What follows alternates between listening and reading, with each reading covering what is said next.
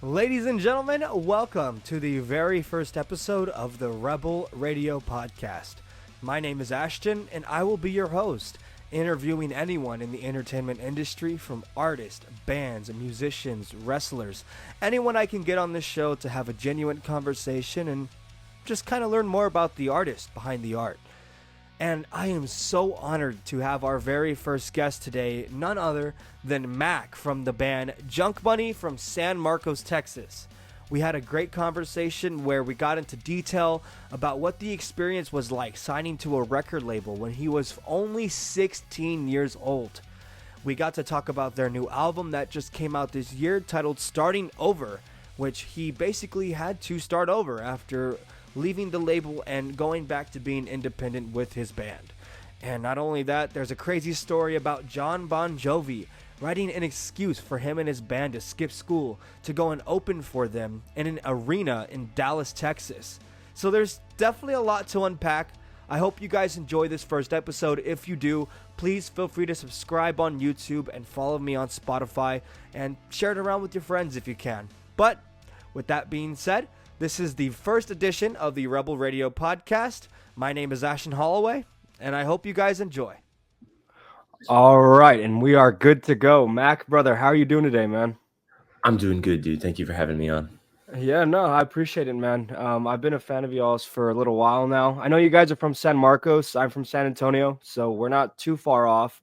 But I mean, I've looked into you guys a lot, so I do have a lot of questions about the history and kind of your experiences in the music industry. But I just kind of want to start from the beginning. So, like, where does this whole story of JunkBunny even begin?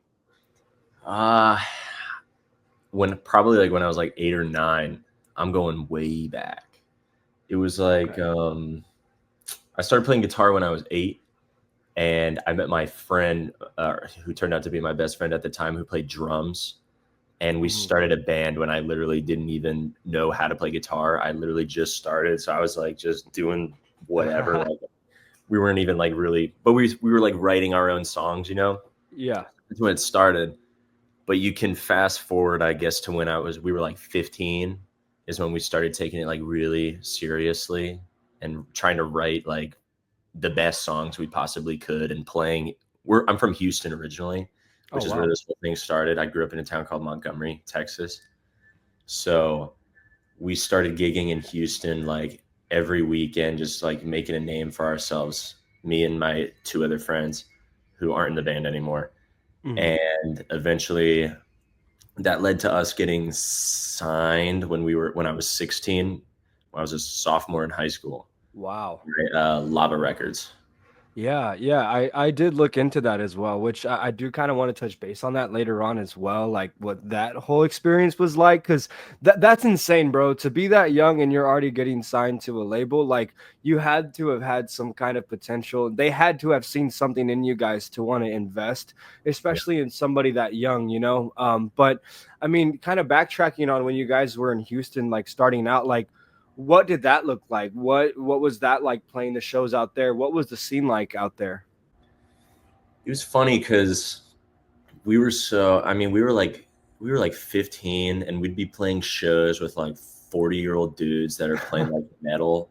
I mean, we'd show up at these bars because we didn't start out playing like some of the bigger shows we ended up doing. You know, you start out playing these shows in these nasty, fucking dirty ass metal bars. Yeah. With older dudes that are just like up there screaming and playing metal, and it's like our moms are there watching. Like, I mean, because they would drive us to the gigs because we couldn't even drive yet. Yeah. It was like us and our parents and these old like dudes. And so it started out like that, and there was a lot of that going on. But eventually, you know, we started making some fans and stuff, like people who liked us and wanted to see us play more, and they would start coming out to the shows and everything. And then, you know, once you grind in one spot for years and years, people, you know, start asking you can start getting like opening gigs for bigger bands and stuff, and we started doing that kind of stuff. Yeah, no, I saw that you guys have opened for quite a few big artists, bro. That's honestly awesome to hear. But I get what you're saying, because even like when I first started making music, right? Like before I was in a band, it was literally just like me, my homie, and a fucking laptop, bro. And we were just like going around Texas and shit, trying to like put on these shows. And I remember we went to we drove like fucking like 4.5 hours out to Harlingen, and it was like this like like little ghetto fucking like bar, and it was like you could tell there's like the town drunk, like the drunk dude who's like sitting in the front, and maybe like 4 or 5 different people, including like the bartender dude. And it's just like there's like all these fucking metal bands, actual musicians, you feel me? And I mean, I'm like 15, 16, bro, like going up there with my fucking laptop and shit, trying to cover like Blink and Green Day. And then like Oh, bro, yeah. I remember I broke like a guitar on stage, and like the guitar didn't break, and then like the music stopped fucking playing, and it was just like so embarrassing, dog. But you know what? We got paid like $200 that night. It got us home. So like I can't complain, because for me it's like the experience, you know what I mean? Like getting to take that trip out. And We so definitely don't do it for the money. That's for sure. but you know what? You like when you get to a certain point, you have to be able to fund it, and you have to also be able to put money into it for marketing and like traveling and you know what I mean, promotion, to make sure that it works effectively. Like it took maybe about like 2 3 years before I actually started getting to a point where you see some kind of results. But like for you guys, when did you like realize that you had finally hit not hit the gold mine, but like you got to a point where it started getting more serious? Well, it's kind of well, we got serious. One of the things we had going for us was that we started so young, like Mm-hmm. especially like even when I said like I wasn't even really playing guitar, but we were writing songs. Mm-hmm. I did that the whole entire time up to when we got signed. So for years, I literally was just working on writing songs and getting that down. And my old drummer's dad was like our mentor, and he helped us like, oh, you should do this instead of that, and like kind of guiding us and helping us. So by the time I was 15, we were, like most people, if they start playing guitar when they're like 12 or something, I Mm-hmm. mean, I seriously think it takes like 10 years of just writing shit. You got to get this shit out because like your songs are going to suck. That's for Mm-hmm. everybody. Eddie Van Halen didn't start writing dope solos right out of the gate. Mm-hmm. Like I seriously think it takes like like 10 years to get all the like bad ideas out before you kind of realize like what works and what doesn't work, and also coming up with like unique ideas that are like Mm-hmm. unique to you and your own sound. Like definitely developing your own sound is another thing that's hard. Yeah, it So it's by the time, sorry, go ahead. oh no, I was gonna say it's hard to define your own sound whenever everything's already been done. But Yeah. especially when I listen to your music, like I definitely do get, I mean, obviously like the pop punk stuff, right? Like I hear a lot of like Blink with some of the riffs that you guys play, but then there is also that mix of like Loathe kind of with the like vocals that you're doing, and like kind of see, bro, exactly. So it's like you literally have found that perfect mix of like the pop punk, but also like the darker side of things. And I can hear the difference in the music as you guys have gotten older. And Yeah. so that's kind of the big thing for me. But like, where did that love for music even come from? Like, who did you listen to growing up that made you want to do it? My dad had a guitar, like, and he played guitar. My dad plays guitar, Mm-hmm. and he had a guitar that he would just keep in their room. And when I was a kid, I'd go in and like just fuck around with it and like hit the strings and stuff. Mm-hmm. And I just always wanted to play guitar because it was just cool. But as far as like listening to music, my dad he started playing a lot of classic rock and stuff for me when we were growing up. Like when I was like a little kid, like in the car, they'd put on like 106.9 The Eagle in Houston or something, and it was just classic rock hits or whatever. Mm-hmm. And for my birthday, I think when I was 8, for my birthday, they gave me it was like a best of hair metal compilation CD, like 80s hair metal, like Round and Round by Rat and like Cherry Pie and stuff. Like Wow. that just blew my mind because it sounded so crazy. So I started listening to rock when I was like a kid, Mm-hmm. But as far as like my own, like when I started like listening to stuff that I discovered on my own or like whatever my friends were listening to, huge Blink, huge pop punk phase when I was in high school. Went through a massive Mm-hmm. like junior high and high school was like massive pop punk, like grunge time for Mm-hmm. me. And you can tell from the like songs on our first two EPs, it's like straight pop punk influence. And then you know, once you're not 16 anymore, you kind of grow out of listening to Blink. Oh, dude, because you said you used to cover like Blink and Green Day shows. We used to do the same song, like the same thing. We did First Date and Basket Case and like Mm-hmm. all those songs, the classics.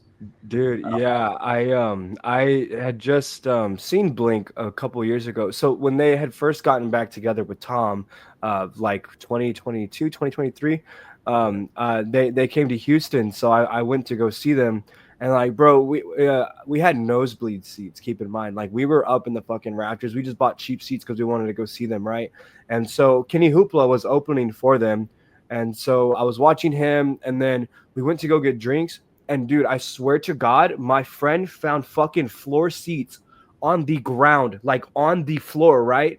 Like we're just walking to get drinks and she finds two tickets and there's three of us, keep in mind. So we're like, fuck, okay, we got two floor seats right here.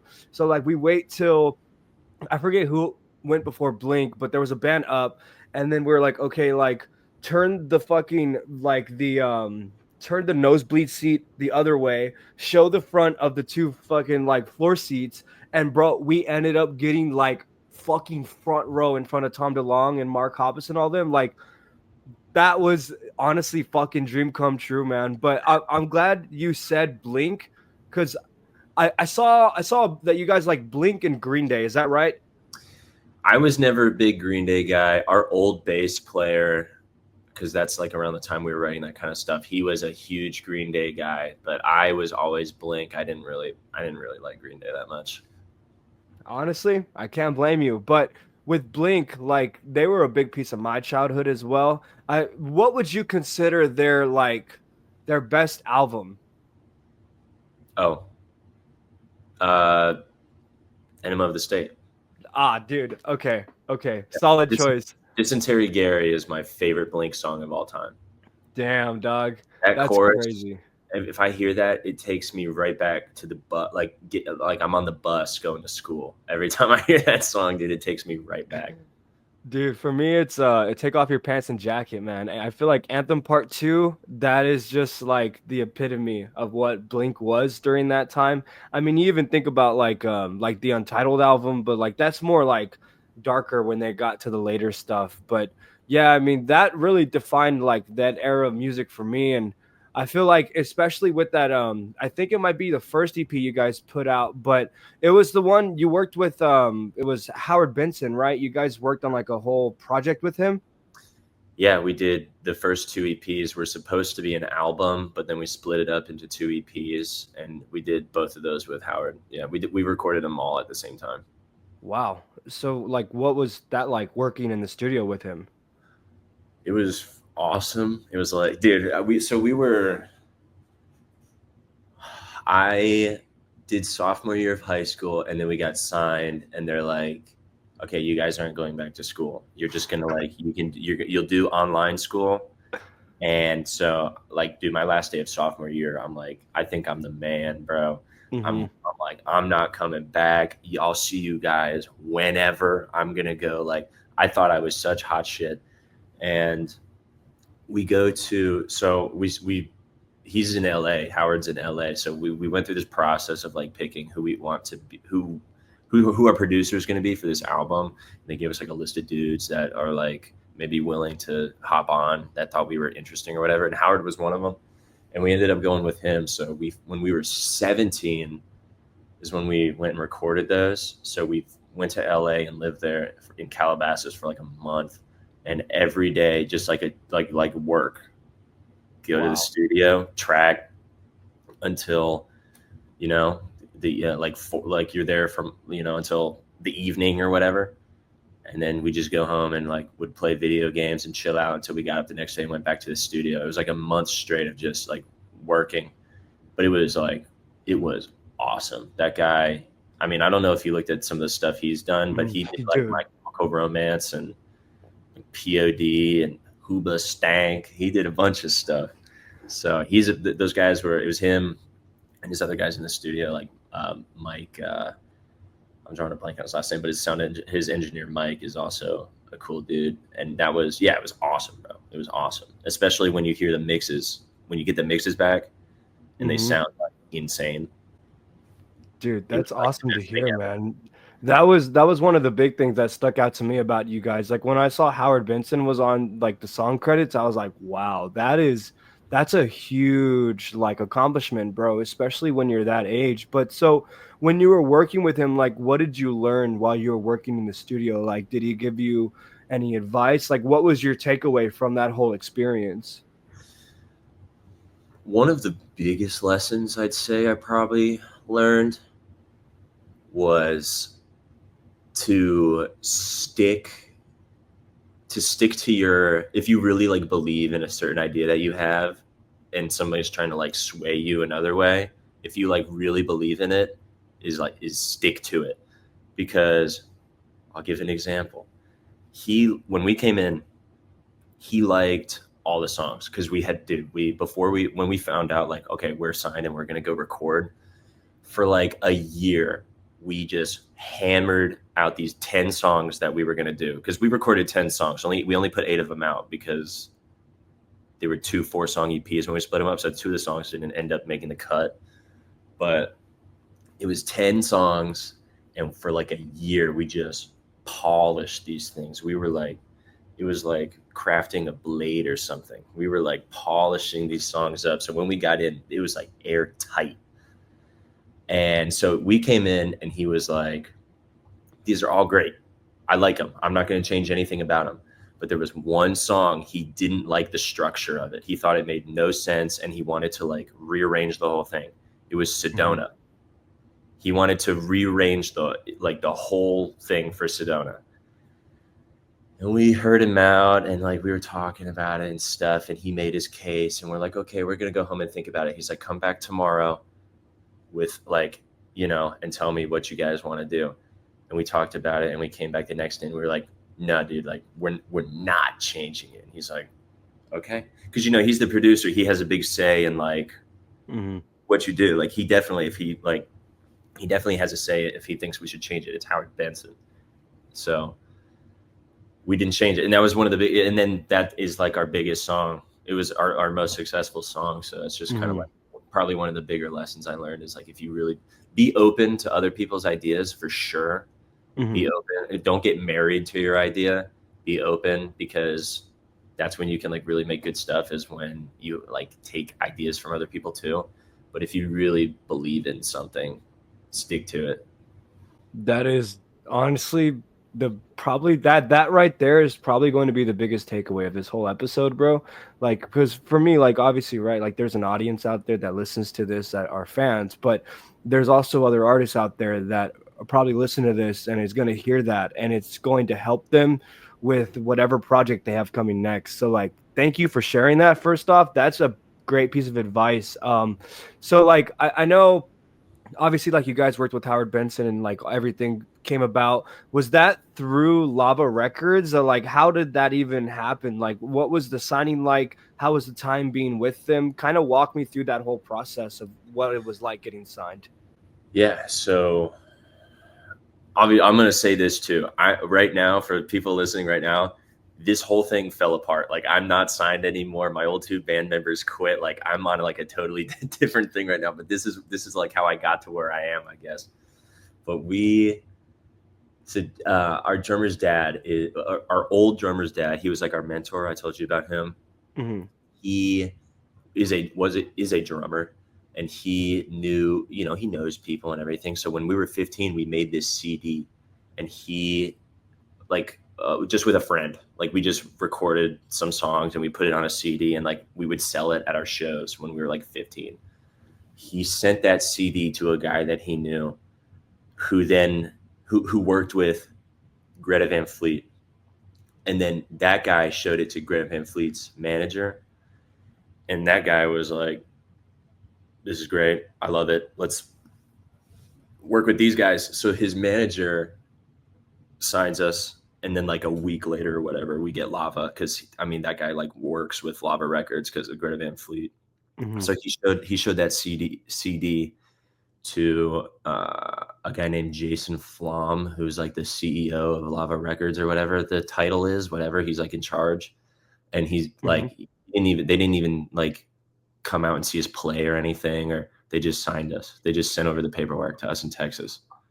So we were signed. And after the fact, like a couple months after that, then we went to New York and like did a show where all those dudes came out, and it was like a nightmare because it was like the most awkward situation possible. But Yeah. yeah, that was a weird one. That's kind of a funny story. I'll tell you that. We were at the Republic. No, where were we? Some studio space in New York. And so it's just a room with like a sound guy. And the three of us are in there, and we're going to play 4 songs for these guys. And so it's just like, it's that guy, Jason, and like some dudes from Republic, because Lava's like a subset of Republic Records or whatever. So there's Okay. like Lava and Republic, like 4 or 5 like executives just standing in a room with our parents watching, and we just have to play like 4 songs. Oh. It was like the strangest. It was so nerve-wracking too. I don't know if I was more nervous for that or like when we like opened for Bon Jovi. Those were the 2 most nervous moments I've ever had in my life, and I don't know which one was worse. One was like 4 people, the other was like 17, like 15,000 or something. Yeah, but it's like your whole career depends on what those 4 people are thinking about, and you're fucking what, 16? Like, 16. But the thing was like they already signed us. Like we were already signed. We were just doing it, like they just wanted to just like see us in person. Well, the whole reason we were in New York too was to do like some legal stuff because we were minors. mhm, So they make you do this thing where you go to the court and they make you sign a thing because you're underage. You could say that like later on that you were underage and you didn't know what was going on and you want to get out of your contract or whatever. And you can like the example they gave us was Lil Pump did that. Lil Pump, when he was like still 17 or whatever, he signed a contract and they gave him like a ton of money. He got signed, and then he just was like, I'm a minor. I like technically didn't really agree to anything, and he got out of it and he got to keep all his money and everything. So record labels didn't want people doing that anymore. So we had to go to New York and do a thing saying to a judge, like, we know what we're doing, so we can't get out of this contract, even though we are minors, even if we wanted to. Like they mhm, made us do that. And so that's why we were there in the first place. So we just did a show for them anyway, I guess, so they could actually see the guys that they signed or whatever. mhm. That Wow. was crazy. That does sound nerve-wracking, and I feel like that kinda, like, sets the tone for what you got coming next, like, especially when you're that age, like, that is intimidating, bro, to even be going to New York, to have to sign to shit like that, and, like, half the time, I mean, you don't even know what the fuck's going on, you're just fucking going along with it because you think, "Oh, shit, hey, like, we're getting signed to a label, like, this is cool as fuck, this is I what we didn't wanted." read that contract, dude. I was 16. I was so pumped. I didn't read it. Dude, exactly. And then of It's course they're gonna fuck you out of it. Like it was, d- yeah. I mean, it's a crazy. I don't know if you know what a 360 deal is, but that's what we had, and it's a crazy. It's a crazy concept, dude. what is that? What entails in that contract? So the way it was explained to me was when streaming kind of took over, a lot of the ways that record labels were making money off of artists kind of like went away because people aren't buying albums or anything anymore. So they weren't making money just off of sales. Mhm. So they started doing these things called 360 deals, which is where they get a percentage off of anything you make money on. It's like merch, shows, streams, publishing, probably. I don't know, just maybe not that, but like anything, almost anything that you make money on, they get a piece of.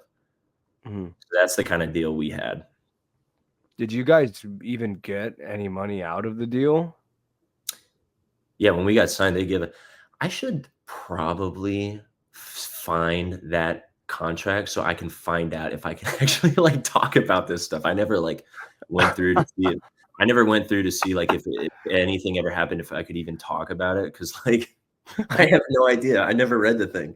I was like 16, so I'll just tell you. I don't really care. So what was I saying? I totally forgot.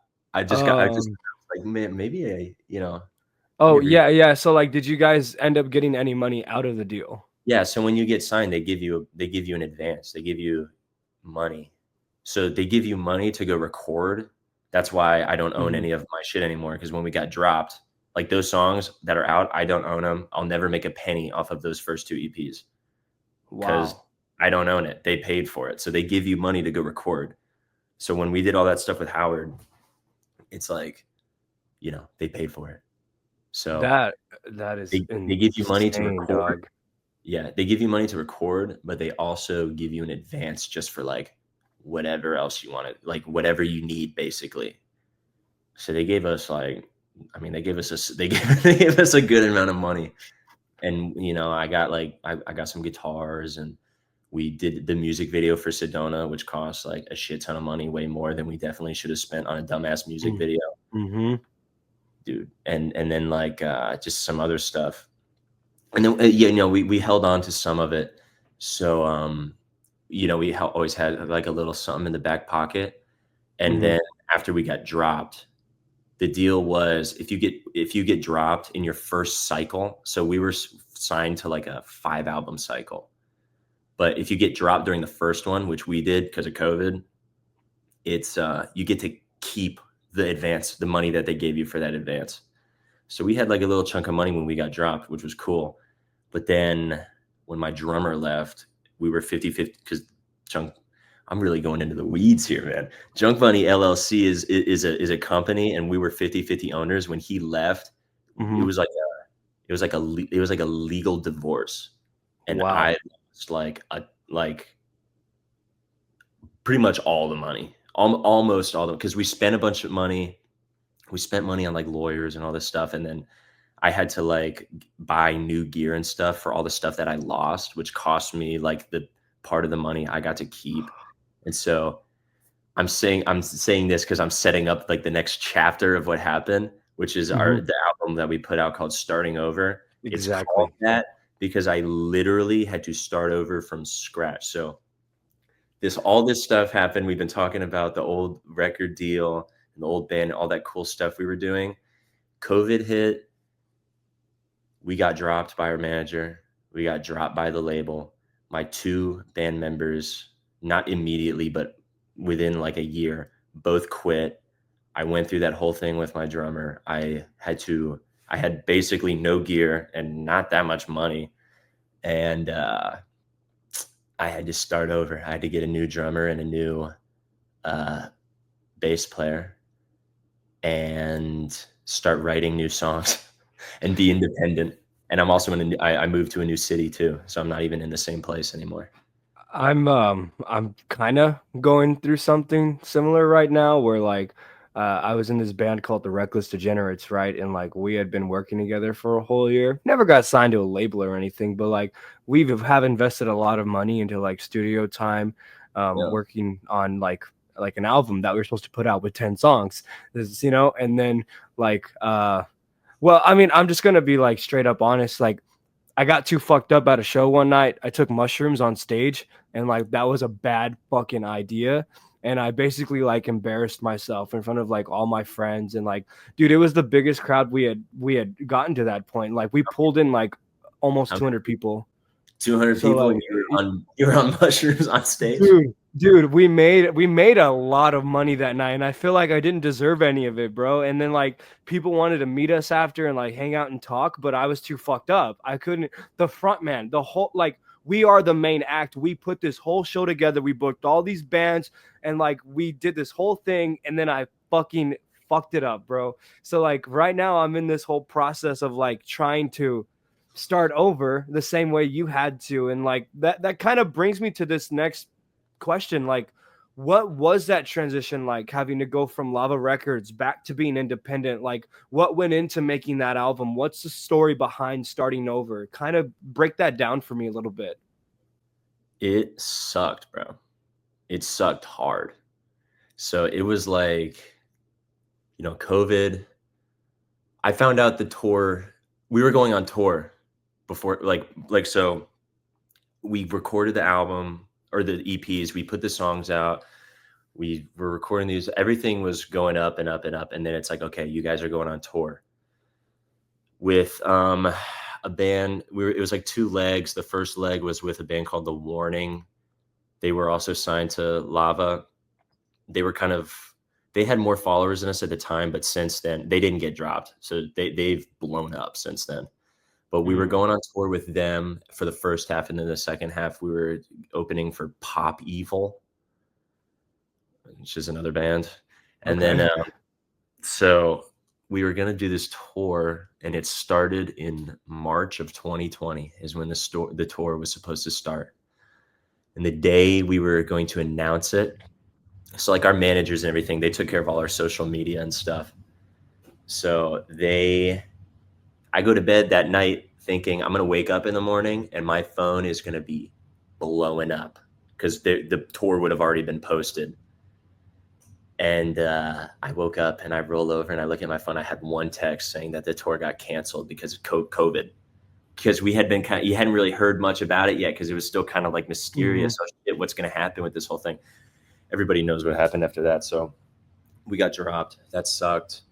But we still were like optimistic because we were like, man, fuck these dudes. Like, we don't need anybody. Like, we're like me and the other 2 guys. Like, we were like, we can do this ourselves, like we don't need anybody breathing down our back, telling us what to do. Because at that point we had some problems with our manager. Like, they were like really trying to like tell us what to do and like how to like make videos and stuff, like content. They were like we would send them stuff and it was like a whole thing, so we were like, we'll just do it ourselves and everything.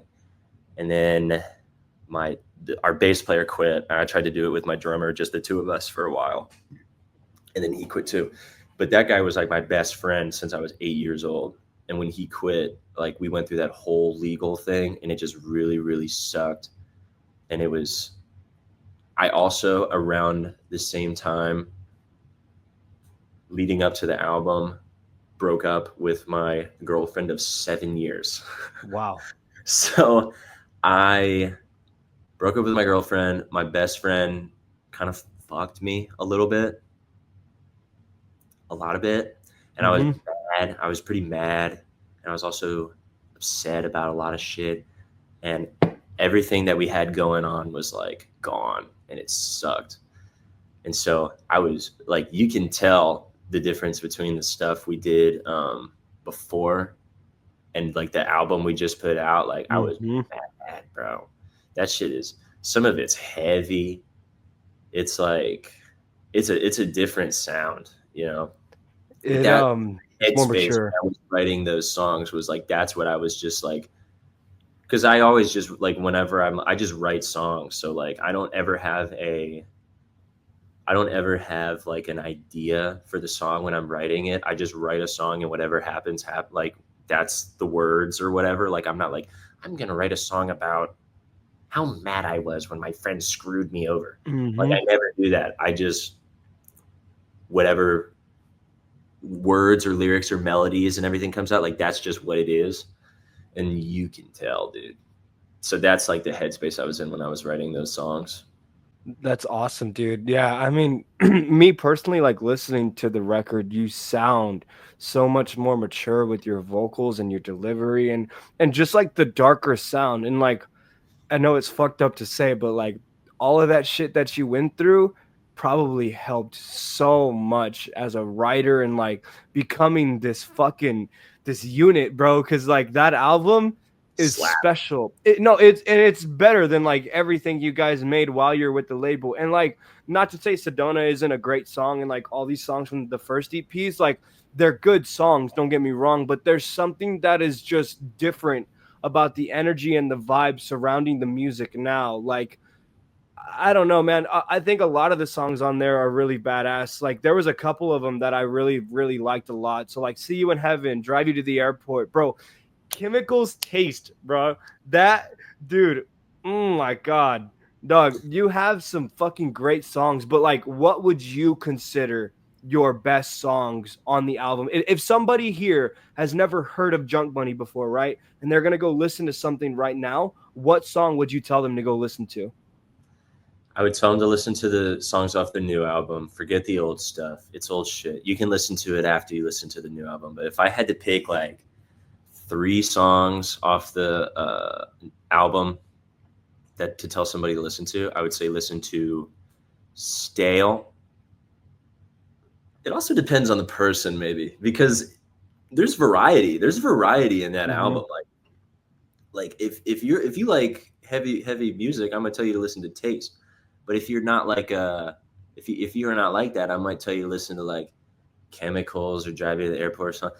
Here's what I'll do: 3 songs that are a good mix of everything. That's a good representation of the album. I would say listen to Stale, listen to Drive You to the Airport, and I what third one would I do? Starting Probably Make over. Me Smile. Make Me Smile. Listen to the singles. Those were the 3 singles that we did that we dropped before when the album was coming out. I'd say listen to those 3. Stale, Drive to the Airport, Make Me Smile. Dude, that's awesome, man. Dude, drive you to the airport, bro. There's a riff in there that really sounds like Blink, bro. I think you know what riff I'm talking about, bro. But like, I remember Really, instantly. What's is that? it just down down down down down down down? Bro, Yeah, when I heard that shit, I was like, yeah, bro, instantly like took me back. But once again, you do have that new modern sound to it though, to where you do technically have your own sound. Like it makes you guys different. And that's why I really fuck with it, you know? And even the content that you're making is like hilarious, dog. This is the way that it should be done if you're doing it independent, you know? But I mean, dude, I did a lot of research. Like, okay, one thing I did want to bring up. Okay, I saw this story, and correct me if I'm wrong on this, okay? I saw this story that fucking John Bon Jovi wrote you guys an excuse from class to go and open for him at an arena show. Like, what? Okay, yeah. how the fuck does that happen? How did you get in this situation? So yeah, when we were 16, we opened for Bon Jovi in Dallas. So I was still in school. I think this is before we got signed. So we weren't even signed yet. And like I said before, our my old drummer, his dad is also a drummer. Mm-hmm. He's worked with Bon Jovi before. He got us that opening slot. It's who you know, bro. It's who you know. That's really how this game is played, and that's like pretty apparent in like what was going on with us before and what's happening now that I'm like doing it on my own and I'm independent. But so we got that gig. Crazy. I was 16. We did 20 or 25 minutes at the American Airlines Center in Dallas. Wow. And that was nuts. And we got to meet him and everything. But we drafted up because it's kind of funny, right? Like get out of school note and got him to sign it.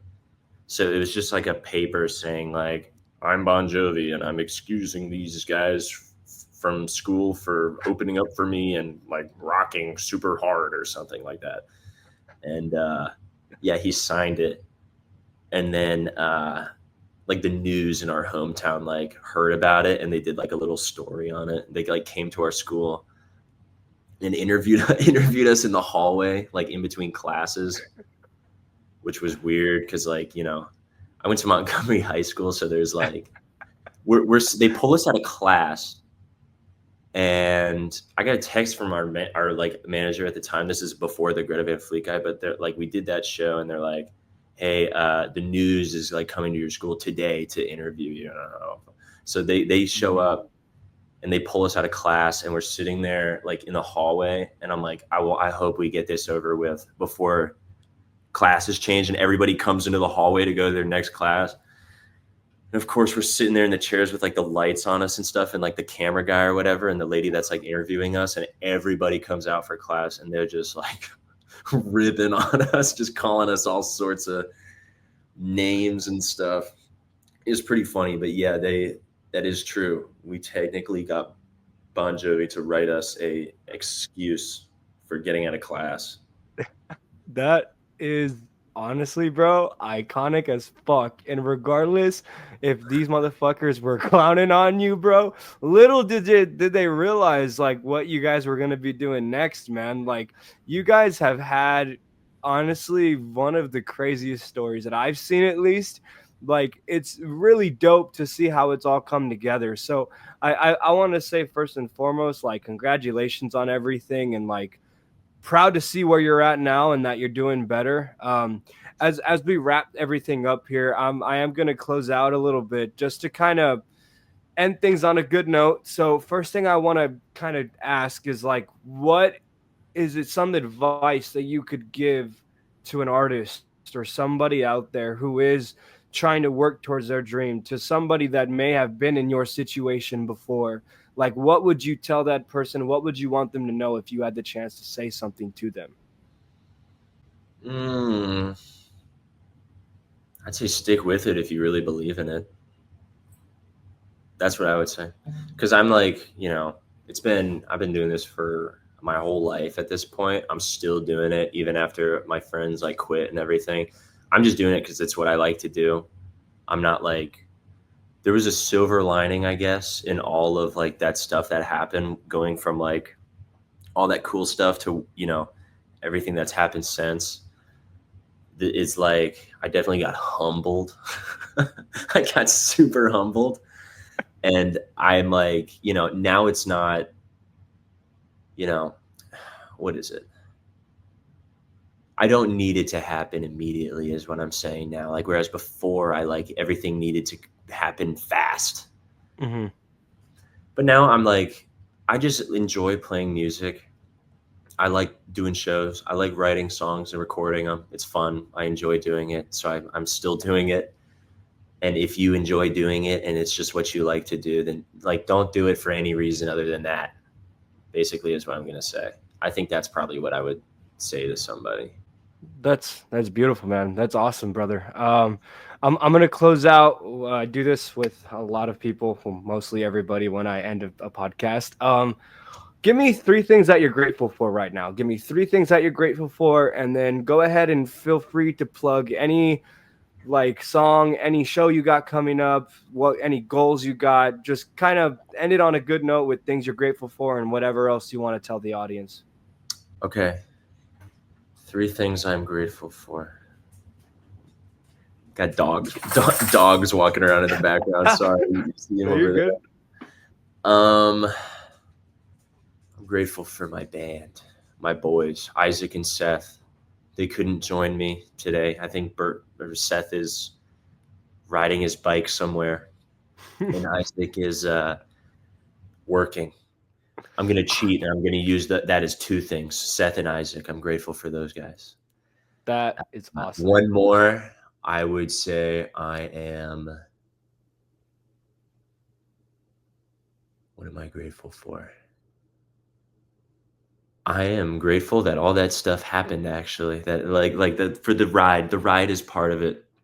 I don't like regret anything or wish like it could have been any other way, because I'm chilling. So I'm grateful for the path. That's what I would Wow. say. What do I have coming up? I'm gonna plug it. Starting over the album, listen to it. I worked on it for a while. I think it's pretty good. I think there's a little something in there for everybody. We got some shows coming up. This is November right now. If you're watching this, it's we got some shows coming up in Houston, Austin, and San Antonio. Actually, San Antonio, Austin, and then Houston. We have a big show at the end of this month, the day after Thanksgiving, in Houston, that we're really trying to get people to come out to if you're in that area. Yeah, that's what I got going on, dude. Working on a ton of new music. I basically have the next album written already. So That's we'll see. awesome, bro. We'll Well, see how long it takes to record that, but it's gonna be a lot different. It's not the same as it. I was mad when I wrote this last album. There's like as much of a difference, I think, as there was from the old stuff to the album we just put out. The next one's gonna be totally different too. wow. Well, honestly, bro, thank you so much for your time. Thank you for sharing these stories with me and even sitting down and giving me the time of day to listen to this shit, man. So I'm grateful for it. I will most likely see you at the San Antonio show, just letting you know. So I'll pop through and say what's up and meet you guys. Meet fucking Isaac and Seth. It sounds like a good time. Once again, congratulations on all the success, man. I hope everything works out moving forward. And I'm always here if you need anything. But with that being said, that will conclude this episode of Rebel Radio. Thank you, Mac. I hope you have a good day, brother. Thanks for having me, dude. I really appreciate it. Yes, sir.